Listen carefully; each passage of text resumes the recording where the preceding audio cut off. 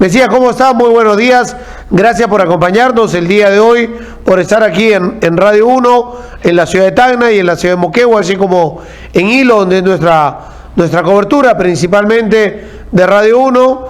Y quería empezar preguntándote cómo ves el panorama político luego de que un grupo, porque la verdad era entre 500, 700 a 1500 personas, se movilizaran el sábado en Lima, utilizaran redes como el TikTok y pusieran contra las cuerdas al gobierno. Primero Dina Boluarte anunciando que apoyaba el octavo retiro, pese a que su ministro de Economía y otros habían dicho que no, que eso no se iba a dar, y el Congreso de la República reaccionara porque ya se empezó a hablar de la ley y el reglamento, queriendo zafar de lo que ellos mismos habían hecho, principalmente Fuerza Popular, Alianza para el Progreso y el grupo político también de Renovación Popular. Ayer han tenido que aprobar el octavo retiro, han hecho un par de modificaciones a la ley,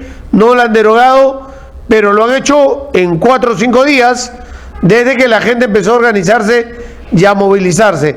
¿Cómo ves la situación con respecto a todo este tema que ha movido la CFP? Muy buenos días. Muy buenos días. Muchas gracias por la oportunidad y un saludo cordial a través de ustedes para todos los hermanos y hermanas de la hermosa histórica región de Tacna. Efectivamente, los días a nivel nacional y de manera muy particular en Lima, por el tema relacionado no solo de las AFP.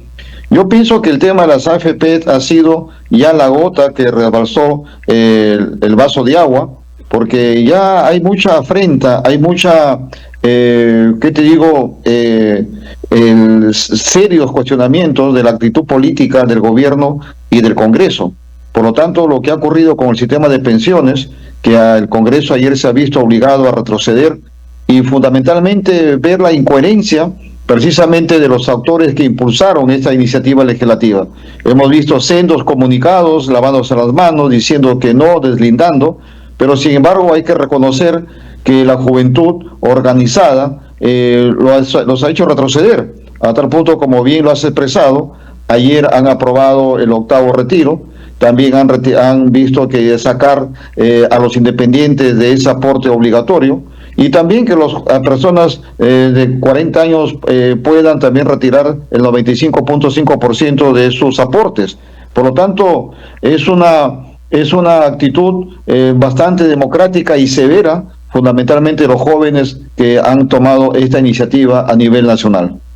Ahora, pero tienen que reaccionar con movilización, pero no han hecho todo lo que tienen que hacer, porque uno es que habría que derogar la norma y lo otro es que igual estamos en un sistema que no funciona.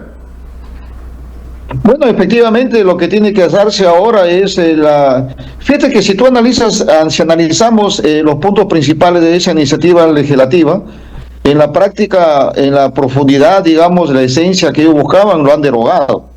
Es decir, el aporte que nadie entendía y no entiendo tampoco, cómo quieren obligarnos a los que somos independientes a aportar a la AFP, y por otro lado también negarla que se retire el 95.5% de los retiros, del retiro de tu fondo. Y por lo tanto, en esencia, yo creo que fíjate que esa iniciativa legislativa ha sido ya, muerta. Y por otro lado, sí coincido que tiene que abrirse un debate nacional en torno al sistema de pensiones, porque no puede ser visto como hoy se está viendo, de tal manera que simplemente se está sirviendo para alimentar una política mercantilista, que hoy lamentablemente hay que decirlo con sus nombres propios, sin ánimo de que esto sea un cuestionamiento. El Partido Fuerza Popular, Alianza por Eso, Renovación Popular y Avanza País, creo también, se han puesto detrás de estas iniciativas legislativas que atentan contra el pueblo. Claro, pero todas estas iniciativas que atentan contra el pueblo son promovidas por lobbies de la CFP. Ellos dicen que quieren legislar para mejorar la situación de los peruanos en las AFP, discurso fujimorista a través de Barbarán. Pero lo que hacen es legislar para que las AFP recauden más, pero no mejora la pensión del peruano, no mejora la condición económica de quienes van a llegar a un proceso de jubilación. Efectivamente, todo bien lo acabas de expresar. Eso es una iniciativa legislativa que lo que único que ha servido, o un modelo de pensiones copiado de Chile, como bien se sabe. Incluso en Chile también ya lo están modificando los padres de esta criatura. Sin embargo, acá en el Perú, en lugar de corregirlo, en lugar de subsanar los errores y hacer un sistema de pensiones que responda al interés nacional, al interés público, hacen todo lo contrario. Quieren seguir con una política mercantilista que lo único que hace es engordar los bolsillos de las AFPs y de los grupos empresariales que están detrás de esos AFPs. Por lo tanto, por eso te decía, y vuelvo a reiterar, que es urgente y necesario que iniciemos una política, un debate en torno al sistema de pensiones que sea justo, que tenga un sistema de aportes sostenible, que formalice a las personas, porque por otro lado, fíjate que ese 1% que también quieren imponer para el tema del consumo, un porcentaje del 1%, lo cual fundamentalmente hay poca formalidad en nuestro país. Por lo tanto, es un debate integral, serio y responsable, no como actualmente se viene haciendo. Eres precandidato a la presidencia de la República por el Partido Morado. ¿Qué es lo que proponen con respecto a ese tema? Nosotros dentro del Partido Morado, como te dije hace un instante, estamos proponiendo a través de nuestro vocero, que es Luis Alberto Arias Minaya, que es un entendido en la materia, abrir un gran debate, fundamentalmente hacer el tema relacionado de lo que es asegurar una permanencia, un aporte sostenible, formalizar y hacer un sistema justo, fiel, que sin caer en el mercantilismo y tampoco en el paternalismo. Sí, estamos de acuerdo que haya un fondo mínimo, lo que es el 600 soles, pero sin embargo también hay que ver el tema relacionado que hay que dar incentivos. Es decir, que nosotros aportamos y sin embargo no estamos haciendo incentivos. Por lo tanto, ahí hay que hacer todas esas reformas que nosotros en el Partido Morado, bajo el liderazgo de Luis Alberto Minaya, estamos haciendo las propuestas respectivas. Ya, pero ¿cómo hacemos para que no sean 600, para que haya una pensión digna? O sea, el Perú es un país que tiene recursos, que tiene plata, que se la gastan en Mirage, se la gastan en montones, en crear la bicameralidad, en mayores presupuestos, etcétera, etcétera, y no distribuye bien sus riquezas del Estado, y esas decisiones las toma el Ejecutivo y el Legislativo. Esa es la verdad. O sea, caja hay. El tema es cómo hacemos para que la caja alcance a todos y que además la gente empiece a ver atractivo formalizarse y a verle lo bueno de lo formal y no rehuirle a esto porque siente que el sistema no le funciona. De acuerdo. Fíjate que en estos momentos los incentivos son muy bajos, por no decir inexistentes, que hacen que, fíjate que en el sistema de pensiones solamente deben estar entre 7 a 8 millones de peruanos, cuando somos cerca de 33 millones. Por lo tanto, hay una gran brecha por cubrir el sistema de pensiones, porque los que muchos, están haciendo autoahorros, otros viven de sus rentas, pero sin embargo falta esa formalización. Ahora, además de lo que acabas de expresar, que el Perú tiene muchos recursos, hay que evitar ya también las exoneraciones tributarias. Fíjate que exoneraciones tributarias que lo único que hacen es generar un forado en el erario nacional, a tal punto que esto tiene una repercusión muy seria en lo que es el tema del control de déficit fiscal, que hoy el Perú también está atravesando una seria crisis, y por lo tanto, por eso te decía que este Congreso, además de las AFPs, tienen una actitud netamente mercantilista en apoyar a ciertos grupos que lo único que están haciendo es darle beneficios tributarios, como a los agroexportadores, que ya han madurado, que en su momento seguramente fue importante, pero ahora ya no, porque ya han madurado, pero sin embargo siguen con esas gestiones tributarias que lo único que hacen es sacrificar y hacer que el Perú siga siendo informal. Eso también son otros lobbies que se hacen, como el Reinfo. Así es. Fíjate que porque hay lobby de formal e informal en el Congreso de la República. Por eso, el tema de informal e ilegal, fíjate que se torna una palabra clave que ya viene del siglo de la Edad Media, que se llama el famoso mercantilismo, es decir, que los lobbies actúan solamente en función de sus intereses y no en función del interés público, el interés nacional. Por eso estamos llevándonos a que hoy haya 3 Perús, un Perú formal, informal y ilegal, los cuales están totalmente desarticulados y atentando contra el desarrollo del país. Hablamos de un crecimiento, hablamos de un tema de macroeconómico, pero sin embargo la microeconomía está muy por debajo de los niveles respectivos para generar empleo y las pensiones dignas, que también va de la mano. Ahora, ¿qué es lo que propone usted? Básicamente, porque todavía es precandidato y supongo que ya tienen un plan armando en el Partido Morado con respecto a cómo solucionar los problemas de este país. ¿Cuáles son las bases? ¿Cuáles son los problemas a los cuales quisiera o tendría que entrarse a fondo a solucionar en este país? Mira, lo que primero que tenemos que hacer en los 100 días, fíjate que en primer lugar, mi querido Fernando, estamos entrando a un escenario bastante distinto a partir del 2026.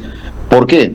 Recordemos que hoy estamos en un sistema unicameral y cuando vayamos al próximo gobierno vamos a estar en un sistema bicameral, donde fíjate que es importante que se sepa de que para aprobar un proyecto de ley en un sistema bicameral, mínimo van a ser 12 meses. Si es que no pasa nada, si es que no hay observaciones, si es que no hay contradicciones, porque si hay, digamos, el Ejecutivo observa una ley, luego tiene que formarse una comisión bicameral para levantar esas observaciones. Y si es una ley que tiene que cambiar algún artículo de la Constitución, va a ir a los 18 meses a los 2 años. Por lo tanto, ahí ese escenario que hay que tomarlo en cuenta. Entonces, ¿qué hacer ante eso? Ante eso tenemos que tener la capacidad y la fortaleza de consensuar y pedir facultades legislativas. ¿Facultades legislativas para qué? En primer lugar, para derogar todas las leyes que este Congreso ha establecido en torno, por ejemplo, al tema de la inseguridad ciudadana, en torno a lo que significa, por ejemplo, la ley de colaboración eficaz, a la ley de la previsión preliminar, a la ley que tiene que ver con lavado de activos, lo cual fíjate que eso es importantísimo, pero además de eso tenemos que transformar el Estado para hacerlo eficiente y eficaz. Ahí tenemos que hacer una reingeniería profunda y eso tiene que hacerse en los primeros 100 días, una labor titánica, sin lugar a dudas. El gran escollo que se va a tener es el próximo Congreso, en lo cual tenemos que urgentemente, al llegar al gobierno, pedir facultades legislativas y con la esperanza que den esas facultades legislativas. A ustedes los ubican como centro, y centro es sinónimo de caviar. Ya había una campaña para destrozar a los caviares.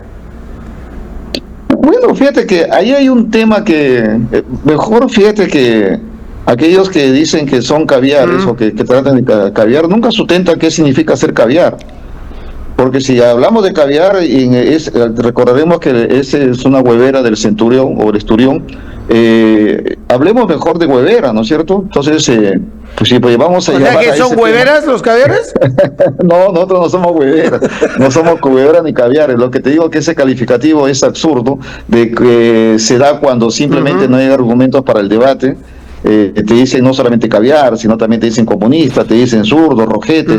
Es decir, en lugar de dar argumentos, en lugar de dar, que te digo, ideas, contraponer contra ideas, simplemente lo que hacen es lanzar adjetivos que no son absurdos, fíjate, porque ahora si tú le preguntas o le preguntamos a aquellos que utilizan esa palabra caviar, no saben por qué. Dicen que no, eres caviar porque usufructas del Estado. Sin embargo, el gran propulsor de esta propuesta que se habla de que dicen caviares es el alcalde de Lima. Y sin embargo, la prensa ha descubierto que tienen un montón de gente de su partido político que viven de Lima. Por lo tanto, ese calificativo de caviar no se ajusta. Por lo tanto, sí, habría que preguntarles. Pero es como que claro, o sea, es que mira, es parte de la política, ¿no? Creo yo. Sí. Es parte de la política. ¿Por qué? Porque ya no funciona el terruqueo. Claro. O sea, antes cuando tú disentías de algo, lo primero, claro, lo usan los más extremos de derecha hoy, pero ya los más extremos, digamos, Aliaga, López Aliaga. Pero tú decías algo y lo desestabilizabas en el debate y lo primero que era señalarte era terruco, ¿no es cierto? Era lo primero que te señalaba. Pero eso ya la gente no lo ha creído y no ha funcionado, y el mejor ejemplo es la victoria de Pedro Castillo. Más del 50% de los peruanos, así sea 50 más un voto, votó para que Castillo ganara en esa elección. Pero ya no funciona ir terruqueando, porque la gente también se cansa de que a todos le pongan esos apelativos. Después empezó igual con caviar. Caviar empezó chiquito y ahora caviares son casi todos, ¿no? Los extremos nomás no han entrado en esa calificación porque son los pocos que se han quedado en señalar ese tema. Y el propio ejemplo de los jóvenes saliendo a movilizarse en la generación de TikTok no tiene nada que ver ni con terruco ni con caviar, tiene que ver en que quieren que haya en la política, sea Congreso, Ejecutivo, gobiernos regionales, municipalidades, gente que trabaje honestamente y que legisle para el pueblo, no para las corporaciones. Ese es el gran problema que hay en el país. No es de caviar, no es de terruco. Buenas normas que se cumplan. Esa de las AFP, que compitan las AFP, que ofrezcan mejor servicio, que la gente pueda sacar su plata si la quiere sacar, que me vengan a buscar y me digan, te voy a pagar esto de acuerdo a lo que aportes, te calculo tu pensión a esto cuando lleguemos al final de tu vida, de una manera seria, y que entren más competidores a poder hacerlo, pero legislar en favor del pueblo. Hay gente enganchada en la ONP, que la ONP no le funciona y le va a dar una miseria de plata. O sea, legislar a favor de la población, de que no haya monopolios o oligopolios, que vaya a una farmacia y por céntimos, la farmacia del mismo dueño me esté vendiendo la misma pastilla, que solamente se diferencian por medio sol, y en realidad el que está ganando es el dueño de la corporación. Efectivamente, por eso te decía de que este término de caviar lo utilizan los extremos, ojo, tanto de izquierda como de derecha, y eso los ha unido precisamente contra aquellos que tú bien lo estás expresando, contra aquellos que buscan cambios, propuestas positivas, propositivas, y sin embargo, al no tener argumentos contra las propuestas que uno hace, simplemente saltan con la palabra caviar o zurdo. El terruqueo sí, todavía lo siguen utilizando, claro, menos, pero lo siguen utilizando. Entonces, ¿qué es lo que nos queda? Lo que nos queda es seguir haciendo propuestas propositivas que buscan la transformación del país para bien, hacer que un país donde haya seguridad y también oportunidades para todos. Y si por eso te van a decir o me van a decir caviar, en buena hora, porque yo, en lo personal y el Partido Morado de manera específica, estamos en ese talante. Es decir, de fortalecer la democracia, buscar equilibrio de poderes, ver el tema de que haya educación para todos, que se democratice, por ejemplo, el sistema de salud, que haya calidad, que tener un Estado eficiente y transparente. Impulsamos lo que es la transformación digital en todos los niveles, buscamos que el sistema de justicia, que hoy en lugar de tener un sistema de justicia es un sistema de impunidad e intimidación. Buscamos, por ejemplo, que haya un acceso a la educación en todos los niveles de calidad, fortalecimiento de la educación pública y fiscalizando lo que es la educación privada. Si por eso nos dicen caviar, bueno, no nos molesta si por eso nos dicen caviar, mi estimado Fernando. No, estoy de acuerdo con eso. Yo desde un principio, cuando empezaron y disculpe que lo diga a título personal, y a la gente que me escucha en Tacna y Moquegua sabe que yo desde el principio he dicho que soy caviar. Entonces, si quiero que se hagan las cosas bien, con expediente técnico, con perfiles, bien hechas las obras, con supervisión, con calidad, sin robos, pues seré caviar, pues. Si quiero que haya respeto y equilibrio de poderes, seré caviar, pues. ¿No? Si quiero que se haga y se ahorre la cosa pública y no haya monopolios, oligopolios en el país, seré caviar. Si quiero que haya más cultura, más desarrollo en la mente, mejor educación, mejor salud, que el Estado tiene que ser responsable de la salud pública, de la educación pública de calidad, seré caviar, pues. Y la primera que me lo aceptó fue Susel Paredes. Entonces yo también soy, me lo dijo. En esa época era morada, creo que ahora ya no está. No, ya Susel ya se fue del partido y la verdad que hoy lo que nos queda a nosotros, estamos trabajando a nivel nacional, fortaleciéndolo, recorriendo y siempre escuchando el clamor de las personas, de la población, para convertirlo en un plan de gobierno, en propuestas serias y concretas. Nosotros somos aquellos que consideramos que la política es para servir y no para servirse. Consideramos que la gestión pública tiene que ser eficaz, transparente, y es por eso que hacemos propuestas a veces audaces. En lo personal, por ejemplo, considero que tiene que darse la gran transformación del gobierno para que este sea eficaz, transparente. Si es necesario, por ejemplo, crear nuevos ministerios y otros suprimirlos y otros fusionarlos en buena hora. ¿Por qué? Porque igualito tenemos que hacer con los gobiernos regionales, gobiernos municipales.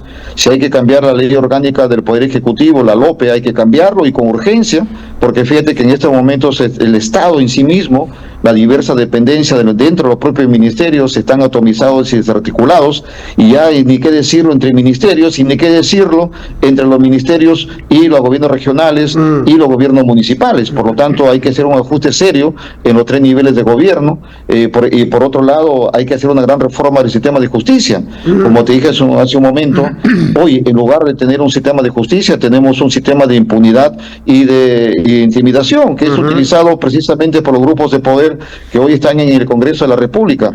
Fernando, cerca del 51% de congresistas hoy están inmersos en procesos de investigación. Entonces ellos lo que están buscando no es un sistema de justicia, no, lo que están buscando es un sistema de impunidad, y eso no lo podemos permitir. Sácame una duda, el libro digital que van a presentar es tuyo, ¿no es cierto? Pero sí, me pregunto un tema con respecto a ese tema digital, porque por ejemplo, se ha aprobado el tema de pagarle a los CAS el 100% de sus gratificaciones, ¿no? Y se aprueban normas para nombramientos y otro. Pero, y entiendo, porque pasa en la región y pasa en los municipios también, que la gente quiere quedarse enganchada en las gestiones, ¿no? Sus 8 meses, 10 meses, y un día, ampay, me salvo, Poder Judicial, me tengo que quedar a trabajar acá.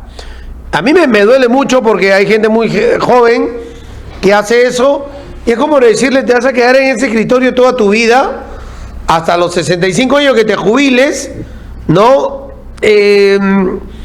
Disculpen la palabra, amigos, parasitando en el Estado, cuando tú deberías estar teniendo un montón de oportunidades para poder desarrollarte en la vida, ¿no? Y tener un bienestar en tu vida.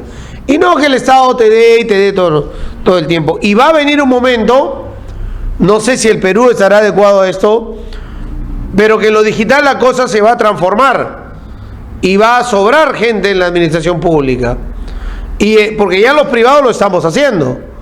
Todos los privados apuestan por muchos temas digitales en sus organizaciones, más ahora con la inteligencia artificial, mejorar sus capacidades, ¿no? Pero en el público pasa lo mismo. En un momento va a tener que entrar y va a haber mucha gente adentro, y no va a haber oportunidades afuera para poder darles calidad de un trabajo, darles calidad de una educación buena, más cuando te traen sus maestrías, sus diplomados de ULADESH o de la César Vallejo o de la señora Zipán, que todo el mundo sabe cómo salen esos documentos. Entonces, cuando les exijan, no va a estar preparado cierto sector de la población y la sociedad. ¿Qué es lo que manejan ustedes en esto de la transformación digital? Mira, nosotros consideramos, como te dije hace un instante, el tema tiene que hacer una gran transformación del gobierno. Para hacerlo eficaz, para hacerlo transparente, porque si algo el pueblo peruano también reclama con urgencia, y es el tema de la lucha contra la corrupción. La vacuna contra la corrupción es la transparencia, y para que haya transparencia, sin lugar a dudas, tiene que haber una transformación digital. ¿Y en eso qué significa? Una mejora de los procesos y luego automatizar los procesos, pero eso con ese objetivo de hacer un gobierno digital. Ahora, eso implica, como tú bien lo acabas de manifestar, de que tiene que haber también una actualización del talento digital de los servidores públicos y privados y de la ciudadanía en general.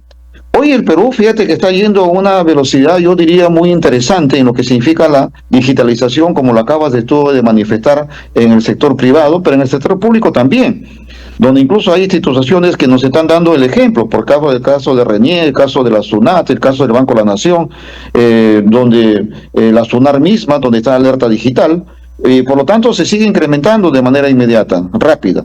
Entonces, ahí ¿qué se requiere? Lo que tú acabas de manifestar, la transformación también de las ciudadanías. Y ahí hay que ir hacia las universidades y también ir a formar el ciudadano digital. Por ejemplo, la parte de la digitalización también tiene que ver con la inclusión financiera digital, famoso fintech. Por ejemplo, fíjate que hoy está de boga ya lo que son las billeteras digitales, donde ya muy poca gente tenemos dinero en las billeteras, más lo tenemos en las billeteras digitales.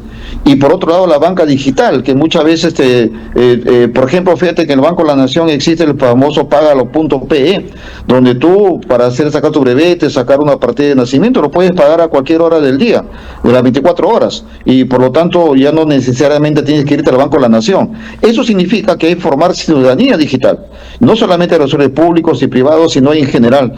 ¿Por qué? Porque también estamos entrando a lo que son las ciudades digitales, los famosos Smart Cities, y es por eso que nosotros en este libro le llamamos por la gran revolución digital, que no solamente tiene que ver con la parte estatal, sino con la parte de las ciudades y también con la parte de la economía digital. Fíjate que yo lo que te acabo de decir, los emprendimientos digitales, lo cual sin lugar a dudas va de la mano con las soluciones disruptivas, como el caso de blockchain. Por ejemplo, en Tacna, que se produce vino, ahí se verá la trazabilidad del pisco, la trazabilidad del vino, la trazabilidad de todos los productos. El aceituna, el orégano, todo lo que tenemos acá. El orégano, toda esa cosa que verá con la trazabilidad, de tal manera que cuando ya vaya a ese mercado de Europa, sepan quién lo cultivó, qué tipo de semillas tuvo, cuántos de fertilizantes se le puso, o si es orgánico. Y fíjate que todo eso le da valor añadido. Ahora, en lugar a dudas, yendo de cara con lo que tú muy bien acabas de expresar, la preocupación en torno del sector público, ahí tiene que haber una gran transformación, y esa transformación tiene que darse en las universidades. Y ahí yo recojo algo que en su momento se dijo, lo dijeron grandes personalidades como Belaunde y el propio Valentín Paniagua, cuando dijeron, no solamente basta la justa distribución del tener, sino que es necesario la justa distribución del saber. Y esa justa distribución del tener y el saber significa consolidar el ser, es decir, el ser de la persona. Y es por eso que es importante hacer la gran revolución educativa, pero de verdad, tanto a nivel básico como a nivel superior y a nivel también del vientre de la madre. Por lo tanto, hay que fortalecer la educación pública y hay que fiscalizar y supervisar la educación privada con el objetivo que cumpla con la calidad. Por eso nosotros sí somos pro SUNEDO, sí somos pro CINEACE y sí queremos fortalecer el IPEVA y el CONEAU para garantizar la calidad educativa, para que precisamente no tengamos los problemas que hoy tú muy bien has precisado. Y otro tema, fíjate que hay que potenciar la universidad pública, ¿no? Sí, mira, y hay que procurar que los mejores estudiantes de las universidades públicas y privadas vayan al Estado. Los mejores, porque ahí se requiere bastante materia gris, pero hoy está ocurriendo todo lo contrario. Todos están yendo a la empresa privada y están dejando al Estado con personas que no tienen ni la solvencia moral, no tienen ni la capacidad profesional, ni la sensibilidad social. Los mejores tienen que estar en el servicio público, al servicio del Estado y de la sociedad en general. Sí, hay algunas cosas que funcionan, como algunas becas, financiamiento que se da a los jóvenes de zonas más alejadas para que puedan estudiar en las universidades, en los colegios de alto rendimiento. Acá en Tacna ha llegado a ser subcampeón de un campeonato internacional en Corea, etcétera, etcétera. Pero no quiero ver a 4 o 5, quiero ver a todos con las mismas oportunidades en el camino, que todos tengan la misma oportunidad. Hay que masificarlo, hay que democratizar el acceso al conocimiento. No puede ser posible que universidades de mucho prestigio a nivel nacional, tanto en Lima como en las regiones, por ejemplo, tú vas a la Universidad Nacional de Ingeniería, donde para la carrera de electrónica, carrera de sistemas y otras carreras importantes te den 30 vacantes, imagínate, no puede ser posible. Igual la otra vez estuve en la Universidad Toribio Rey de Mendoza, allá en Amazonas, una filial donde había un local hermosísimo. Yo le pregunté al rector, le digo, ¿cuántos alumnos tienes acá? Me dice, tengo 60 alumnos en administración y 70 alumnos en economía. Le digo, pero pocos alumnos. Sí, pero la ley no me permite más, no me dan más presupuesto. Entonces, fíjate que tenemos que darle el interés a la educación pública, tanto universitaria como no universitaria. Por ejemplo, los CEPROS, por ejemplo, los Institutos Superiores Tecnológicos y Pedagógicos, de donde deben salir los jóvenes, y también, por supuesto, la primaria y la básica, y también del vientre de la madre. Fernando, el índice de analfabetismo a nivel nacional hoy abarca a cerca de 1.200.000 peruanos, de los cuales el 25% de ese 1 millón están en las zonas rurales, y de eso las más afectadas son las mujeres. Y tú sabes que una madre, una mujer que es analfabeta, lo único que va a tener no solamente la incapacidad de apoyar a sus niños en las tareas escolares, sino ella también se va a sentir, ¿qué te digo?, frustrada al no poder apoyarlas. Y también no hay un capital humano que el bono demográfico en el Perú, que llega a cerca del 60%, está desvalido, está desprotegido.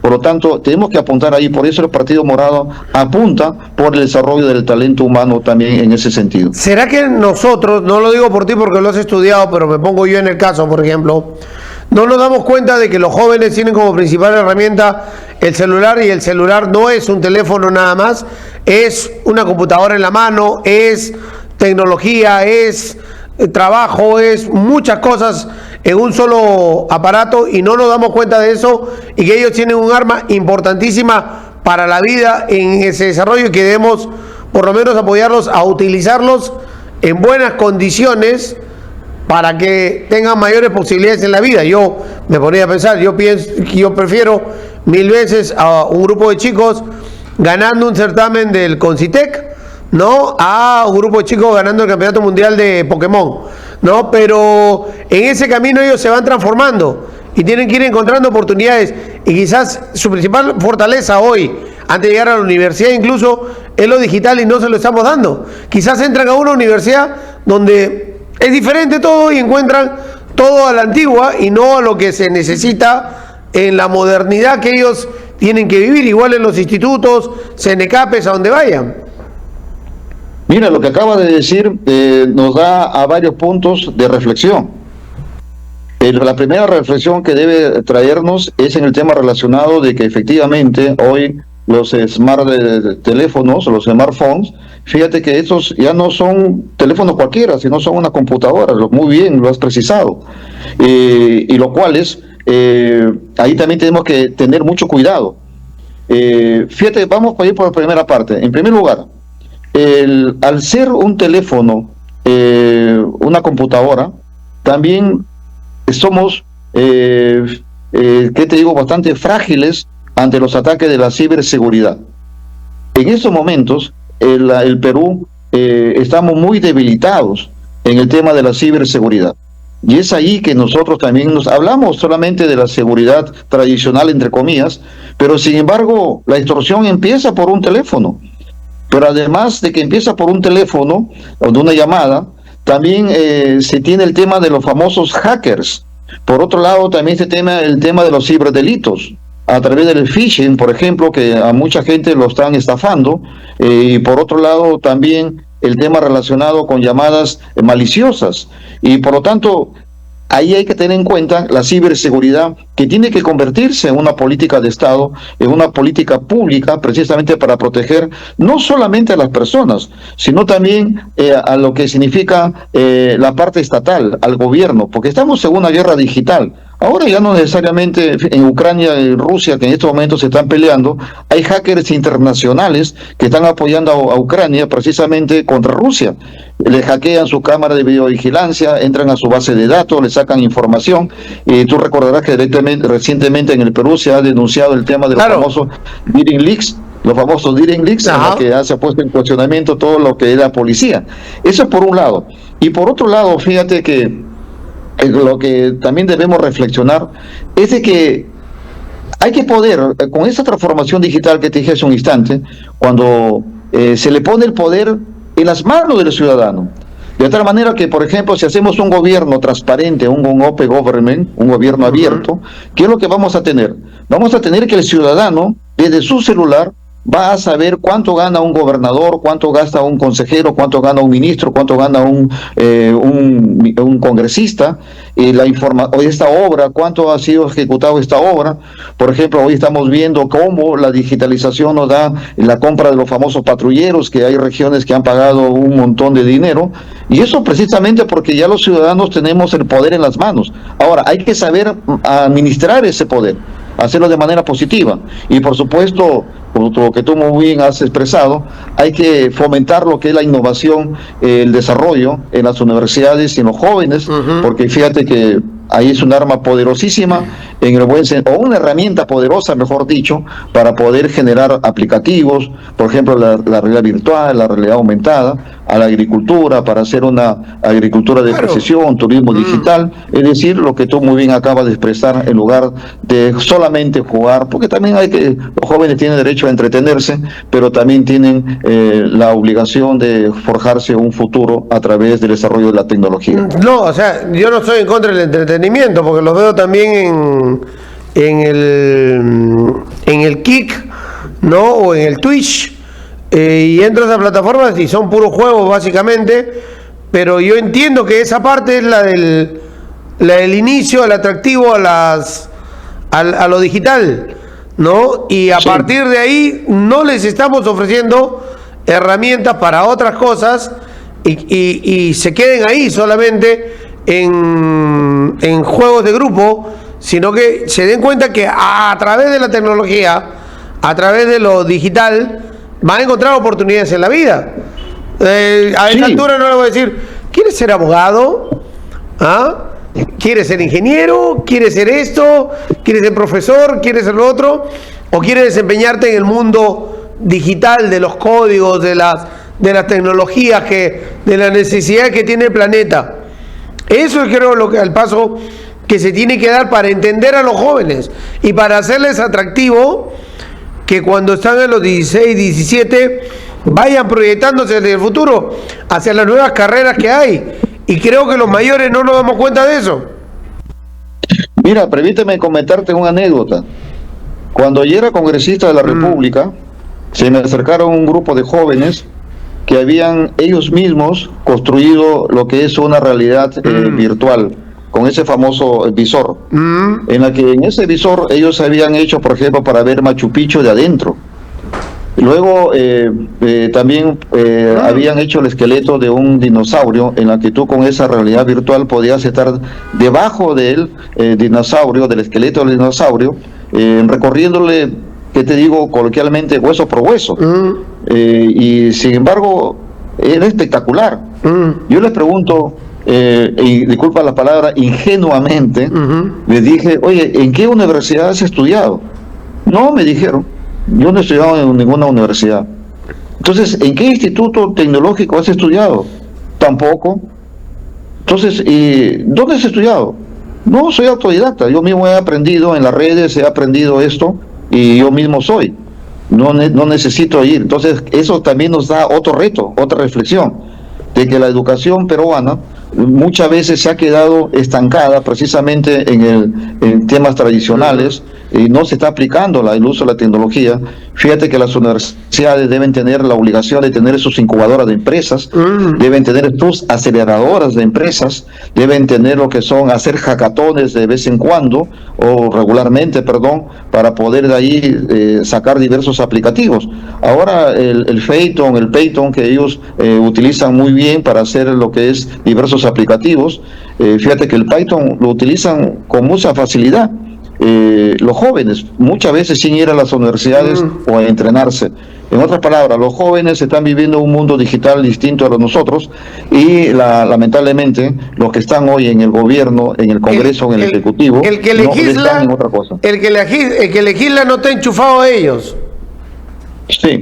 Fíjate que yo lamento, Fernando, que te digo lamento, porque todos los aportes que se hicieron para ampliar la conectividad a nivel nacional lo hicimos en mi periodo y de manera particular mi persona.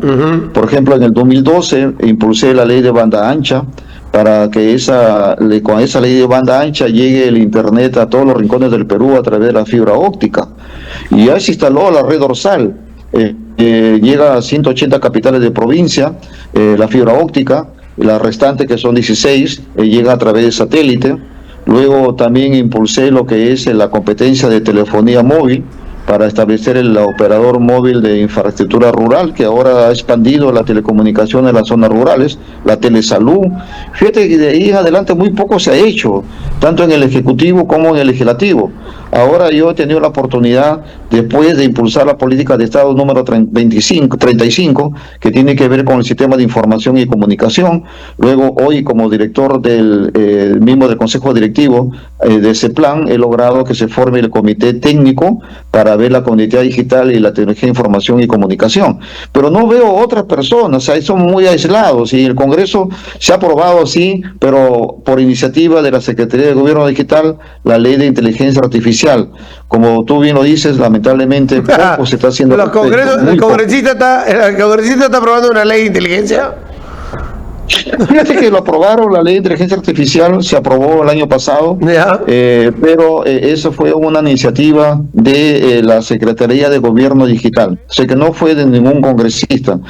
Y anteayer ya la propia Secretaría de Gobierno Digital ya ha sacado el reglamento de esta ley, pero como tú bien has expresado, no ha nacido de un congresista, sino de la propia necesidad que está parte de lo que es el plan de gobierno digital que se ha hecho desde el Ejecutivo, pero no del Legislativo. Pero esa más que inteligencia artificial es un gobierno digital.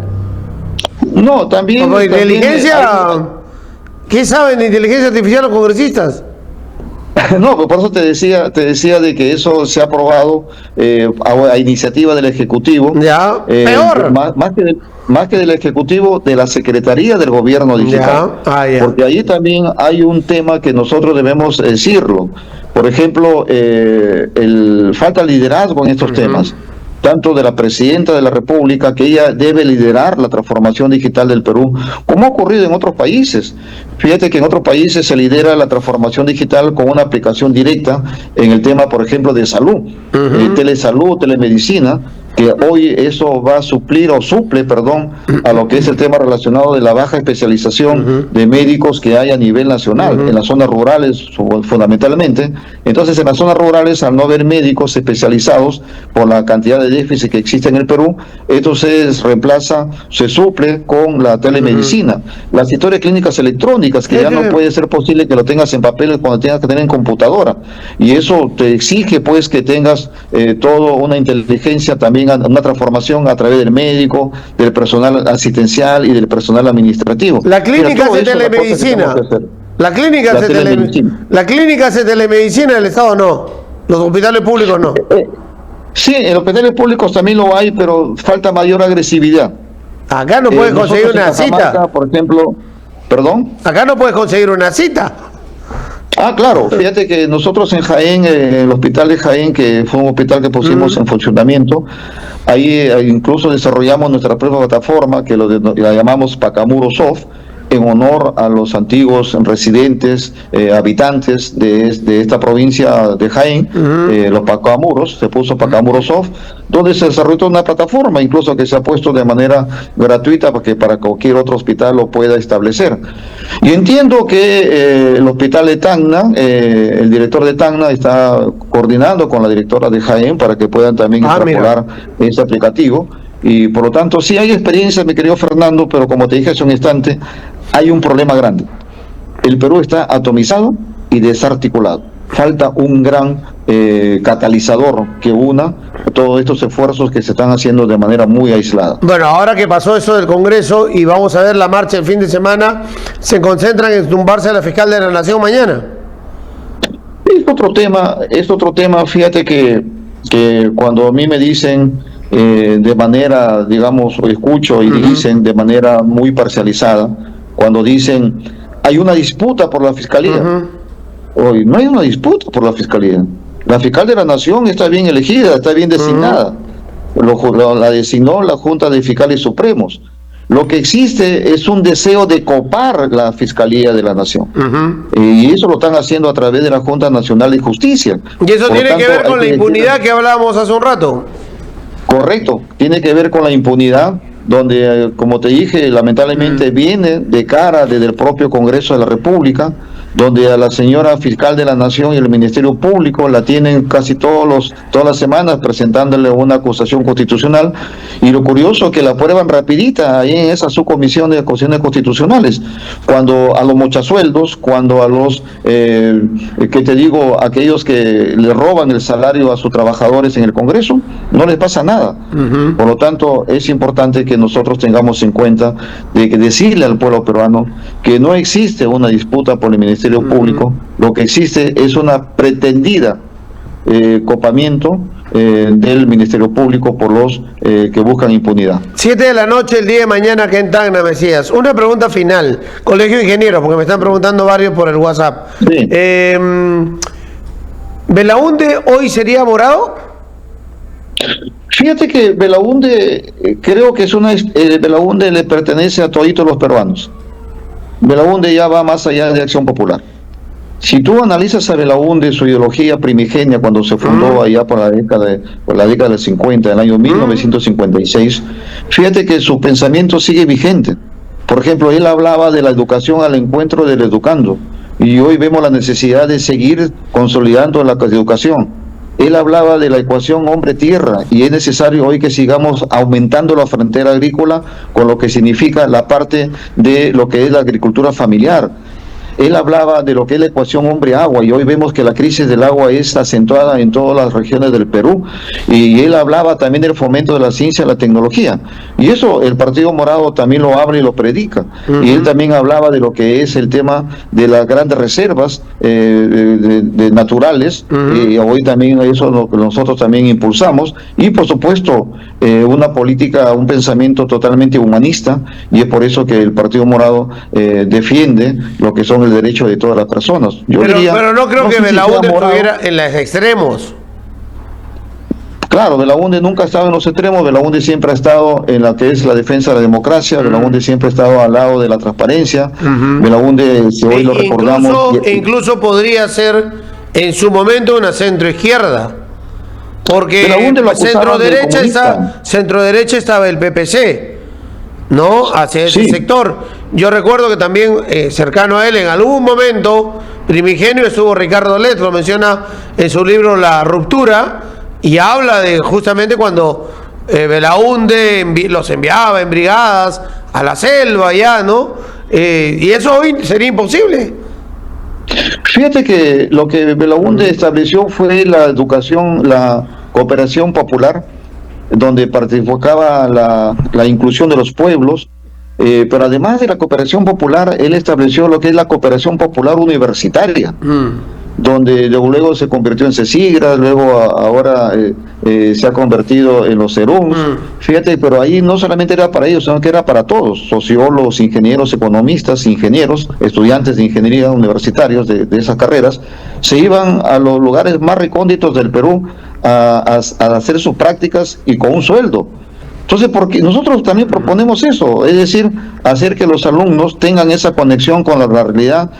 Claro que hoy la legislación está un poco más tiene más dificultades, pero sin embargo hay que seguir fomentando lo que son las bolsas de trabajo para los estudiantes, las prácticas preprofesionales y profesionales, a la altura, ya ponerlo a la actualización, lo que Belaúnde hizo en su momento, la cooperación popular universitaria, adecuarlo a la actualidad actual. Por lo tanto, fíjate que yo, entre el pensamiento de Belaúnde y lo que predica el Partido Morado, hay bastante similitud, un pensamiento eminentemente humanista. Preguntan oyentes por acá si es que Julio Guzmán sigue en el Partido Morado.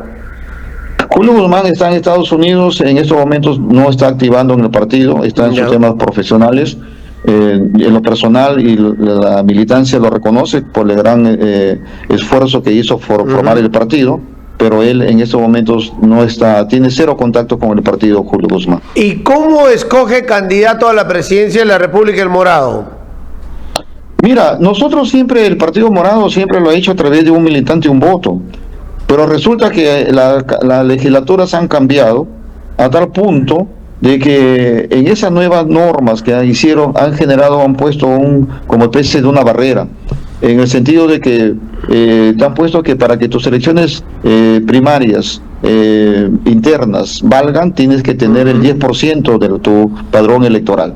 Es decir, Eso no debieron haber puesto, porque en estos momentos sabemos que hay una apatía por participar en política, por lo tanto el Partido Morado ha tenido que adecuarse y también hacer una elección a través de delegados, una práctica que nos han obligado a hacerlo, porque nosotros, el partido siempre ha tenido una tradición de hacer un militante y un voto.